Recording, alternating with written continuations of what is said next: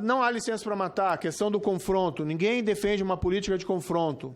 Não é essa a ideia da segurança pública, botar policiais e criminosos resolvendo conflitos a tiros. Agora, os conflitos podem ocorrer.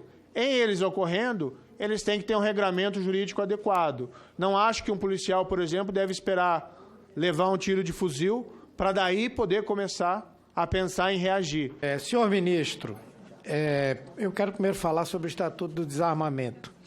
No Brasil, as estatísticas mostram que mais de 60 mil pessoas são vítimas de homicídio no Brasil. E mais de 70% desses homicídios são praticados com armas de fogo. E o governo que Vossa Excelência aqui representa baixou um decreto flexibilizando a posse de armas. Isso, no meu ponto de vista, tem uma contradição com o fato de que, após a implementação do Estatuto do Desarmamento, como disse a própria senadora Elisiane, nós tivemos uma redução do número de mortes violentas no Brasil. Eu quero primeiro perguntar a Vossa Excelência qual foi o estudo que embasou a decisão do governo para flexibilizar o Estatuto do Desarmamento, qual a evidência científica que o governo apresenta de que essa flexibilização vai reduzir o número de homicídios por arma de fogo e também não aumentar o caso de feminicídios no nosso país.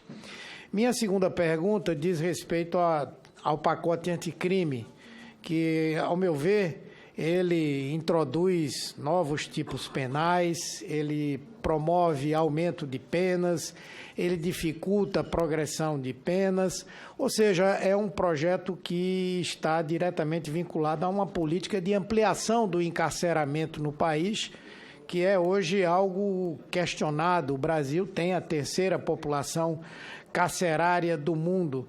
Não seria o caso de incluir nesse projeto, pelo menos no que diz respeito à lei sobre drogas, uma clara definição, inclusive com a definição de quantidades que possam caracterizar o traficante e o usuário, e com isso nós reduzirmos o encarceramento no nosso país de pequenos aviões, de pequenos, nem diria de aviões ou pequenos traficantes, mas de usuários, que é o que acontece hoje no nosso país.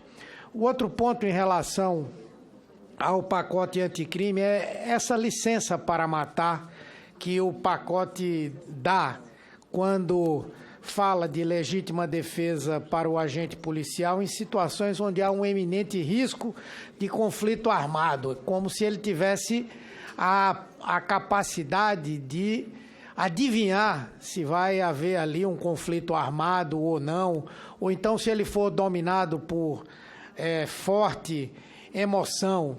Isso vai contra, inclusive, o posicionamento do Conselho Nacional dos Chefes de Polícia Civil, do Conselho Superior de Justiça, de várias polícias que aboliram o termo e a prática do auto de resistência ou da resistência seguida de morte, o que muitas vezes abre espaço para que grupos de extermínio se escondam por trás desses argumentos, né, para matar. E eu acho que esse pacote, ele permite, ele dá essa licença para matar, num país onde temos a polícia que mais mata e que mais morre, não é?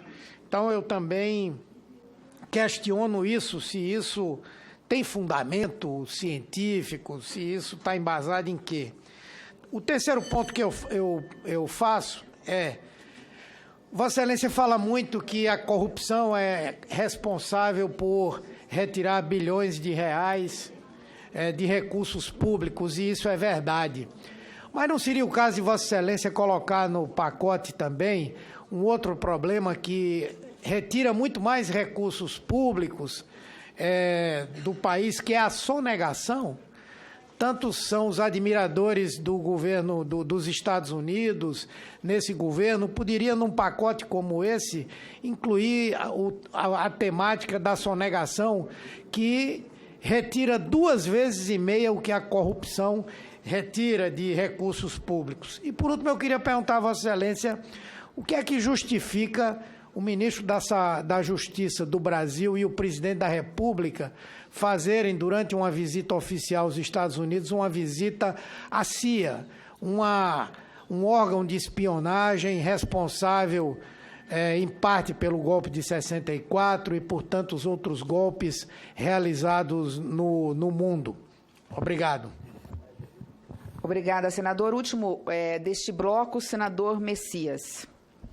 Messias de Jesus. Senhora presidente. Do senador Humberto Costa, aqui rapidamente, eu já adiantei algumas respostas, não é? Não há licença para matar, a questão do confronto. Ninguém defende uma política de confronto. Não é essa a ideia da segurança pública, botar policiais e criminosos resolvendo conflitos a tiros. Agora, os conflitos podem ocorrer. Em eles ocorrendo, eles têm que ter um regramento jurídico adequado. Não acho que um policial, por exemplo, deve esperar levar um tiro de fuzil para daí poder começar a pensar em reagir. Então, o que se coloca como uma situação de iminente risco é a possibilidade dele agir preventivamente, tanto para protegê-lo ou um terceiro, contra uma iminente agressão. Mas, de nenhuma forma, ele provocar, ser um agente provocador dessas agressões, fora nessa situação de específico risco. O projeto foca na criminalidade mais grave, não é mera política de encarceramento. A questão da CIA, falando muito rapidamente, foi para discutir, eles têm informações de inteligência sobre principalmente questões relacionadas a terrorismo. Essa é uma preocupação mundial, é uma visita absolutamente normal, não existe nenhum problema em relação a isso. A questão da posse de armas, e aqui também adianto uma resposta, aqui, uma pergunta que foi feita pelo senador Humberto Costa. O presidente Jair Bolsonaro foi reeleito e ele havia feito essa promessa de flexibilização do Estatuto do Desarmamento. Foi um resultado das eleições e ele cumpre uma promessa presidencial, né? Então, assim, não há um grande incremento na circulação de armas no país, mas houve um atendimento de anseios de pessoas que muitas vezes se sentem mais protegidas tendo a posse de uma arma de fogo em casa. É uma posição razoável, eu acho que tem que se respeitar a posição dessas pessoas, essas ansiedades, ainda que muitos não queiram ter, alguns querem, né? Muitos querem, e foi uma resposta a esse tipo de solicitação. Bom, eu queria só quebrar alguns tabus, né? A gente sempre fala no Brasil que quanto mais escolas sendo construídas, menos presídios são necessários. E eu queria só colocar isso não é uma verdade, porque nós temos como exemplo aí os Estados Unidos, a qual eu estou lá há 20 anos, nós temos lá escola para todo mundo, não falta escola para ninguém, nós temos trabalho para todo mundo, até quem está ilegal tem emprego nos Estados Unidos, e temos a maior população carcerária do planeta. Então, nós temos que quebrar esse tabu no Brasil, porque o Executivo, ele acredita que se ele construir presídios, novas celas, ele foi incompetente na geração de empregos e na abertura de escolas. Nós temos que a sociedade brasileira acabar com esse tabu, porque uma coisa não é ligada à outra. Quem decide cometer crime é uma porcentagem muito pequena que foi por falta de oportunidade. A grande maioria é porque quer os caminhos mais fáceis. Então, esse é o primeiro tabu. Segundo, sobre a posse de armas. Eu queria fazer um desafio aqui para aqueles que discordam da posse de arma, que pudesse botar na frente da sua casa uma placa escrito: aqui nós somos contra a posse de arma. Porque na minha casa está em uma placa escrito: aqui nós possuímos armas, somos capacitados a utilizá-lo. E eu queria, só para vocês poderem entender, o assaltante, o criminoso, quando passar pela minha casa e passar pela casa do vizinho, que ele colocou a placa lá, que ele é contra a arma, com toda certeza, eu não precisava nem responder para vocês, que ele iria optar em invadir a casa de quem está desarmado e não a casa de quem está armado. O exemplo claro que nós poderíamos fazer é que dentro dessa sala, todo mundo aqui armado, a sala do lado, todo mundo desarmado. O criminoso vai escolher qual sala para invadir. Então, a posse de arma é nosso direito de proteção da nossa vida e da nossa família, assim como é exigido que tenha um extintor de incêndio nas nossas residências, porque não tem como ter um corpo de bombeiro, um bombeiro militar em todas as portas das casas no Brasil. Senador Marcos Duval, eu agradeço as considerações gentis. de fato, Vossa Excelência tem razão, não existe uma correlação entre pobreza e crime. Nós temos aí, inclusive, o crime de colarinho branco, que é uma prova cabal de que não existe correlação. Até dando continuidade na fala do ministro, o desarmamento no Brasil só acabou tirando a arma do cidadão de bem. O criminoso continuou armado e em nenhum lugar do mundo, isso é uma utopia, achar que uma lei de desarmamento vai desarmar os criminosos. Isso esquece que em nenhuma parte do mundo isso aconteceu. E o cidadão honesto armado, o cidadão de bem armado, ele é uma força aliada da polícia.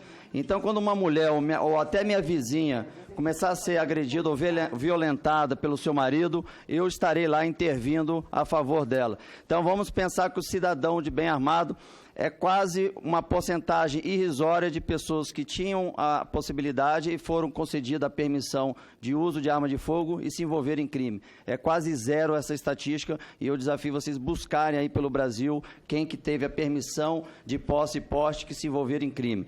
Então, hoje nós somos uma força aliada da polícia, a primeira intervenção para casos principalmente de agressão a mulheres. Que Deus abençoe o Brasil e que possamos sair da ignorância. Não se esqueça de se inscrever e fiquem com Deus. Saia da ignorância.